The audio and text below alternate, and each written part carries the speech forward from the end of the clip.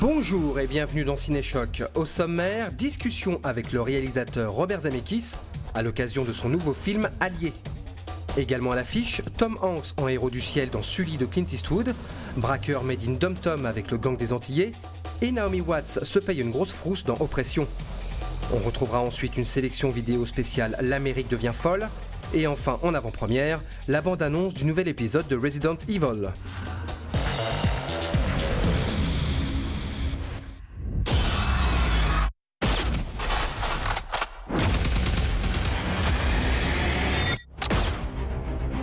Après avoir remporté des méga succès comme Retour vers le futur, Roger Rabbit ou encore Forrest Gump, Robert Zemeckis s'est recentré depuis quelques années sur des films plus modestes entre guillemets. Après Flight et The Walk, le cinéaste enchaîne avec Allié, qui bien qu'honorable n'est pas, avouons-le, le meilleur film de sa carrière. Après la guerre, vous irez où? Quand la guerre sera finie, peu importe où je serai. Brad Pitt et Marion Cotillard incarnent deux espions pendant la Deuxième Guerre mondiale qui tombent amoureux l'un de l'autre après une mission à Casablanca. Réfugiés à Londres pour fonder une famille, la guerre les rattrapera lorsque la soi-disant résistante française sera accusée par les Britanniques d'être un double agent au service du Troisième Reich. Ma femme n'est pas une espionne. Si c'en est une, il faut qu'elle ne se doute de rien durant les prochaines 72 heures. Robert Zemeckis était de passage à Paris pour défendre non seulement les couleurs de son film, mais également une certaine idée de cinéma de plus en plus rare à Hollywood, qui ne jure plus que par les super-héros et Star Wars. De mon point de vue, les films de ce genre n'ont pas besoin de mes talents de réalisateur.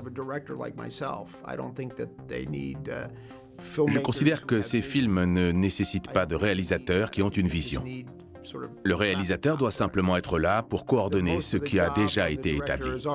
L'essentiel du boulot s'est effectué en amont. Je veux parler de l'écriture et du casting. Ce sont les deux tâches les plus importantes à mon sens.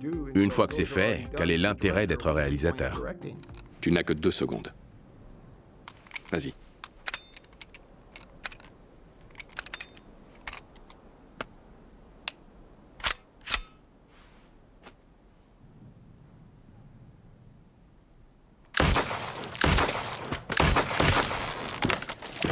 Hollywood ne fait que répondre aux attentes du public. Il n'y a pas de sa part un plan machiavélique. Hollywood se contente de donner aux spectateurs ce qu'ils veulent. Et ce que je redoute, c'est que ces derniers n'aient plus envie d'aller au cinéma pour voir des histoires originales. J'aurais eu beaucoup de mal à produire ce film sans une immense star au casting. Ça va? L'officier allemand à 10 heures, je pense que je le connais. Il était détaché à l'Abwehr, à Marseille.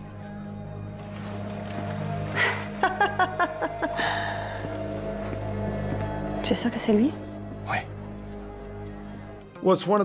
Dans cette histoire, les personnages fluctuent beaucoup dans leurs émotions. Ça crée un suspense permanent pour le spectateur sur ce qu'il pense. On ne sait jamais exactement ce que les personnages ressentent, ce qu'ils font, et pourtant on est attiré par eux. Donc c'était complexe à plein de niveaux différents. Et pour moi, quand ce genre de choses fonctionne dans un film, il n'y a rien de plus divertissant. J'aimerais que le public retrouve le goût des histoires originales, nouvelles, qui apportent une fraîcheur, et qu'il ne se dirige pas seulement vers du cinéma prémâché. Les armes seront fixées sous la table où il y aura le champagne. L'ambassadeur arrive à 20h30 précise. S'il est en retard? Il est allemand. Il sera à l'heure. Je souscris aux propos de François Truffaut, quand il disait que les meilleurs films étaient un mélange parfait de cinéma et de vérité. Un film doit toujours avoir une part de vérité humaine, mais aussi de spectacle. Parce que c'est pour ça qu'on va au cinéma finalement. Piste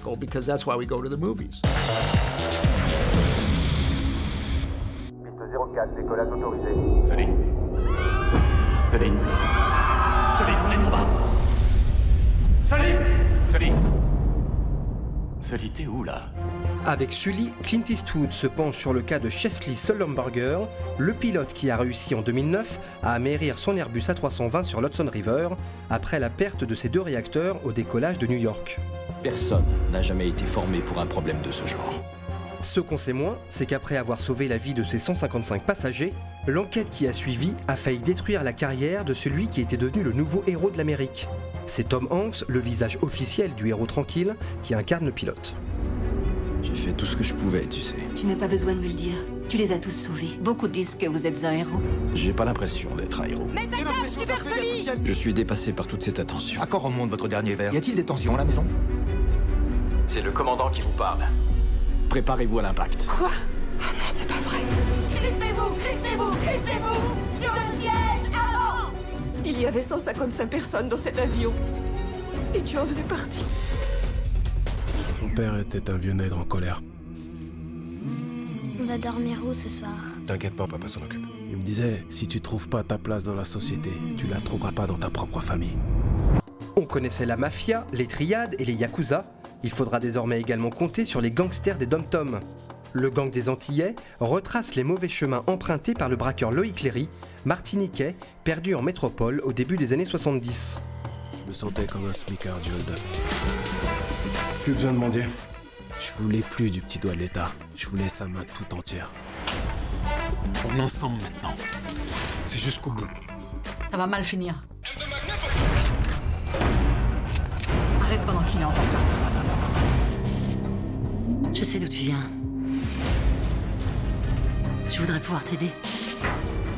Fais confiance aux blancs, toi. Arrête, Jimmy. Il y a d'autres façons de gagner de l'argent. Pas ici. C'est à toi de régler ça.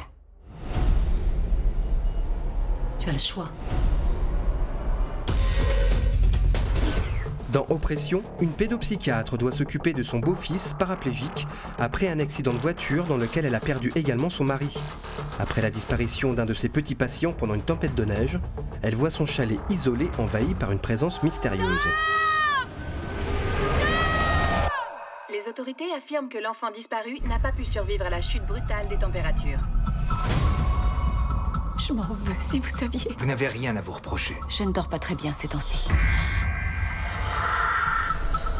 J'ai vu Tom. Mais tout le monde dit qu'il est mort.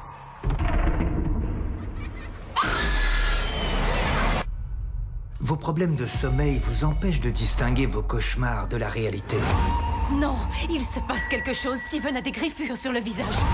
Non mais écoutez-vous, vous parlez de fantômes.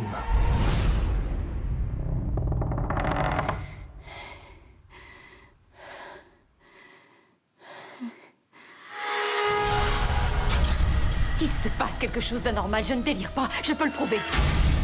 Je vais te sortir de là. Vous devez me croire, je n'ai pas rêvé.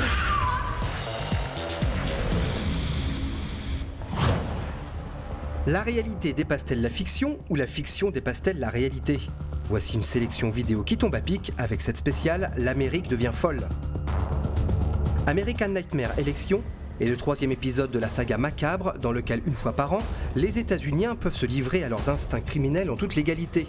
Pour ce nouvel opus, le gouvernement ultra-conservateur va essayer de profiter de la nuit de la purge afin d'éliminer une sénatrice progressiste qui veut mettre fin au bain de sang. Derrière son apparence de série B à la violence sauvage, American Nightmare est un film plutôt malin et politiquement assez engagé. Pour faire court, on dira que Jason Blum, producteur de la série, n'a sûrement pas voté Donald Trump. Je la vois!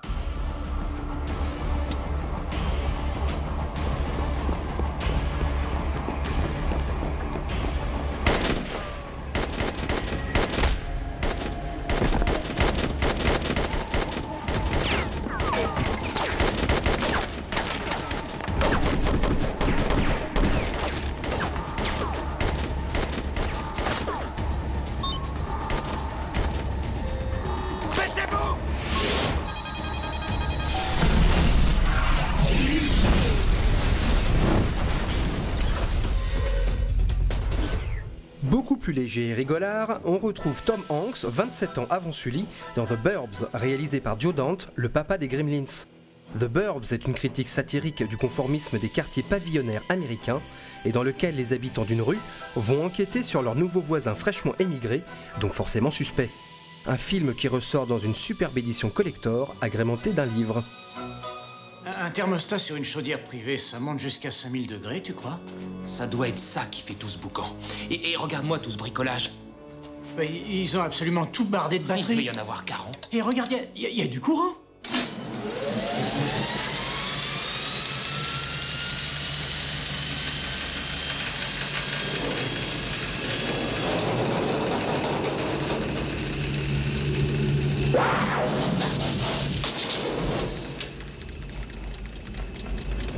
pas une chaudière ordinaire. Enfin, Vertige est un thriller inédit au cinéma dans lequel 5 copains mariés mais très infidèles se partagent un loft pour y faire leurs petites affaires classées X. Mais un matin, ils découvrent le cadavre d'une belle blonde dans leur appartement commun. Qui a donc fait le coup et pourquoi? Ce thriller plutôt sympathique mais pas révolutionnaire est agrémenté par un beau casting, Karl Urban, James Marsden et le comédien belge Matthias Schoenaerts. Tu fais ça! Lâche-le! Arrête! Lâche-moi! Viens, je t'attends! Calme-toi! Qu'est-ce qu'il y a? Luc! Fais chier. Est-ce que t'as un rapport avec cette histoire? Putain, mais de quoi vous parlez? Réponds à ma question, bordel! C'est toi qui as fait ça? Bien sûr que non! Putain. Où t'étais hier soir? Je te promets, j'étais pas là hier soir. J'ai dormi chez mes beaux-parents. Si tu me crois pas, appelle Vicky. Et ce matin, Philippe, t'étais où ce matin? J'étais avec mon beau-père. Est-ce que ça te va? On visitait un chantier. Merde. T'étais où, toi, hier soir? Hein? Philippe, pas besoin de t'aider. Tu veux nous dire où t'étais hier soir au lieu d'accuser tout le monde? En tout cas, j'ai jamais eu de texto disant que tu prenais le loft. Jamais.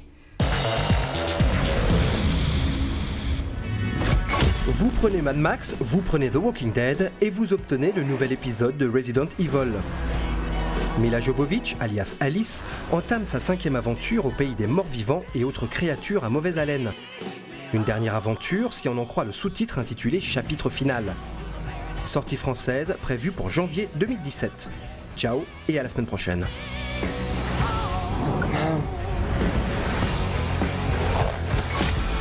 We played a long game, you and I. But now it's over. He has an army of undead with him. What are we gonna do? We're gonna kill every last one of them.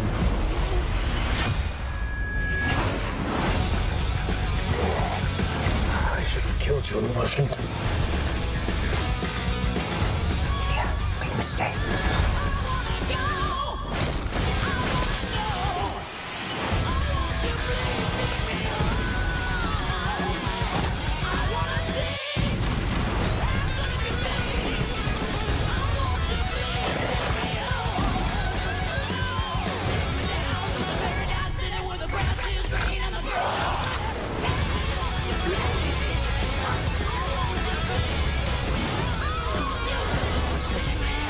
My name is Alice, and this is my story. The end of my story.